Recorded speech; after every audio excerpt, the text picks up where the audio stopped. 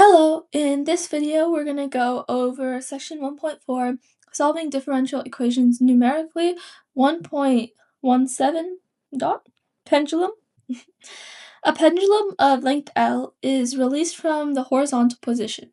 It can be shown that the tangential F equals ma equation is where theta is measured with respect to the vertical, theta double prime equals negative g sine theta over L.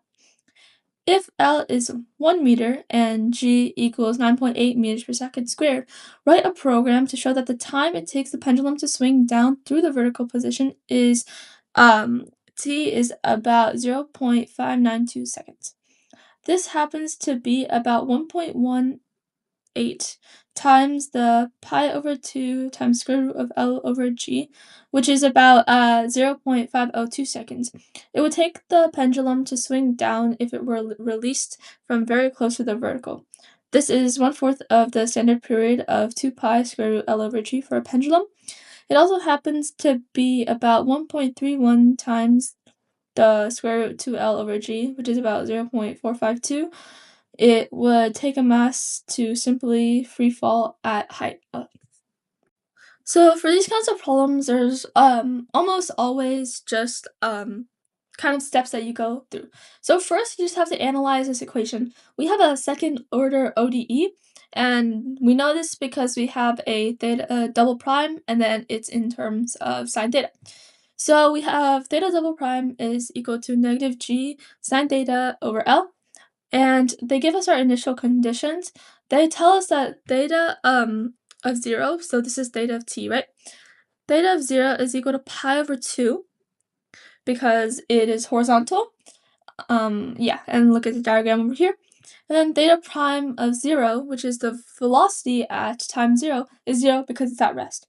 So for this, we're going to use an Euler approximation, which we'll go over the steps. But this is meant for a first order ODE. So for the second order ODE, we can't use this just for this equation. So what we're going to do is we're actually going to make it two first order ODEs. So first, we're just going to have omega equals theta prime. Okay, and then just substitute omega equals theta prime into our original equation. So we'll have omega prime is equal to negative g over L times sine theta. And then we'll just go over the basic code. So we're going to update theta using the Euler method, right? So we have theta of n plus 1 equals theta n plus theta prime of n times your delta t. However, we know that our theta prime of n is equal to omega, but our omega is also changing, right? So then we have to use an Euler approximation for this omega, and in a similar fashion, omega of n plus 1 is equal to omega n minus 9.8 sine theta of n times delta t. Okay, so now that we have our basic idea, let's look at our code. So Morin, he used Maple, but I'm going to use Python in Google Colab just because I find it easier.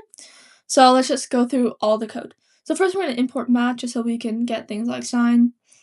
Okay, so first we're given our constants, right? So g equals 9.8, L is 1 meter. And our delta t just needs to be a small time. The smaller your delta t is, the more accurate you'll be, of course. But it's not like you need this infinitesimal delta t, right? You're just trying to approximate this. So we made our delta t equal to 0.0001, which is pretty small too. And then let's use our initial conditions. Let's just put them. So just for simplicity, we're just trying to find the time it takes, right? Time it takes would be the time final minus the time initial. So it's just easier to make the time initial 0, so you can just find the time final, right? So you don't have to subtract by anything because you're just basically subtracting by 0.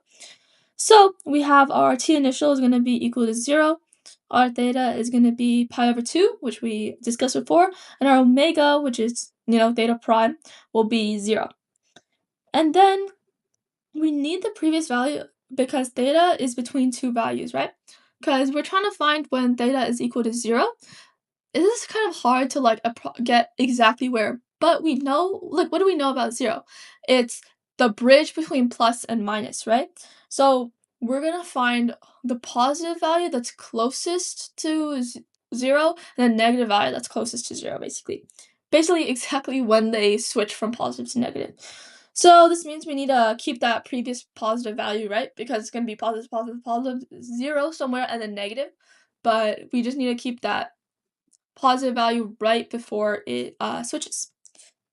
Okay, so then we see our stop condition, and then the most important part is the Euler update for our theta and then our omega, right?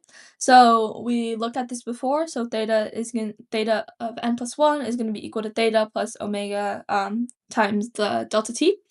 And then we also did the omega one, and we need to advance every step by dt, right?